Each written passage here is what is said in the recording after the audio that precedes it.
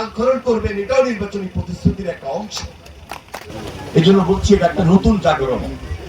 আমরা যদি এটাকে অব্যাহত রাখি, এই যে সুযোগ সুবিধাগুলো যখন পাবো, গ্রামীণ অর্থনীতি চাঙ্গা হবে, কৃষির মাধ্যমে যে উৎপাদন সেটা দ্বিগুণ হবে, এবং আমরা নিজেরা আত্মনির্ভরশীল হব, স্বয়ংসম্পূর্ণ হব, এবং আমাদের এই বাংলাদেশ স্বনির্ভর বাংলাদেশে পরিণত হবে।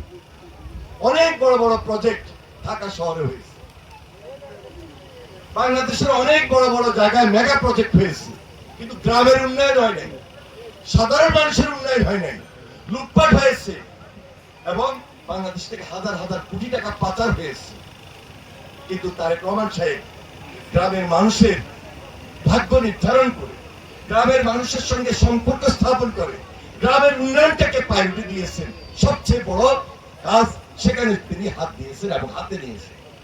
যার কারণে আজকে এই কর্মসূচিটাকে সামনে রেখে আমাদের এই যে সুলতান সালাউদ্দিন টুকু আপনাদের নির্বাচিত প্রতিনিধি, তাকে আপনারা বিপুল ভোটের ব্যবধানে নির্বাচিত করেছেন। তারও নির্বাচনী কমিটমেন্ট ছিল, তার অনেক নির্বাচনী প্রতিশ্রুতি ছিল। এই যে খাল খনন করাবেন, আরেকটা বড় অংশ ছিল এই যে চরাঞ্চল, একদম শেষ পাতা আমি গিয়েছি যমুনা নদীর মাথা, যে পরিমাণ ভাঙন ধরেছে, বাম তীরে যেভাবে ভাঙন, সেখানে গিয়ে সাধারণ মানুষের সুবিধার্থে সেই ভাঙন প্রতিরোধের জন্য অবিলম্বে বাঁধ নির্মাণ করার ব্যবস্থা এবং উদ্যোগ আমরা গ্রহণ করেছি। খুব শীঘ্রই কাজ শুরু হবে। এবং এখানে আসার পর আমাদের সুলতান সালাউদ্দিন টুকু আপনাদের নির্বাচিত প্রতিনিধি, যিনি আজকে মৎস্য এবং প্রাণী সম্পদ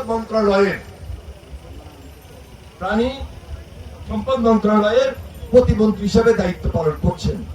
তারেক রহমান ওনাকে দায়িত্ব দিয়েছেন, আমাকে দিয়েছেন পানি সম্পদ, আর ওনাকে দিয়েছেন মৎস্য প্রাণী। দুটাই গুরুত্বপূর্ণ, একটার সঙ্গে আরেকটা সম্পর্ক আছে। একসঙ্গে আমরা ঢাকাতে আন্দোলন করেছি, সারা দেশব্যাপী আমরা আন্দোলন করেছি, সংগ্রাম করেছি। এমন কোন শিক্ষা প্রতিষ্ঠান নাই যে আমাদের সুলতান সালাউদ্দিন টুকু সেখানে নেতৃত্ব না দিয়েছেন। এমন কোন বাংলাদেশের জেলা নাই, উপজেলা নাই যেখানে না গিয়েছেন, যেহেতু ছাত্রদলের প্রেসিডেন্ট ছিল।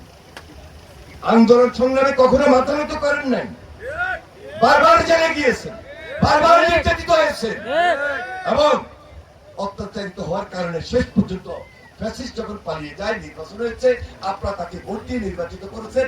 সুবাদে আজকে কি হয়েছে, গণপ্রজাতন্ত্রী বাংলাদেশ সরকারের একজন প্রতিমন্ত্রীর দায়িত্ব পেয়েছেন। এটা আপনাদের জন্য গৌরব, এটা আপনাদের জন্য গর্ব।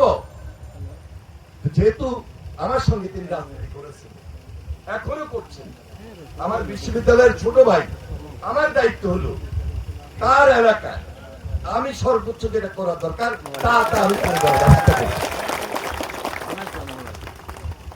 মাত্র তো 2টা খালের কথা বলছি, 2টা খাল আরো বেশি কাজ করে দেব,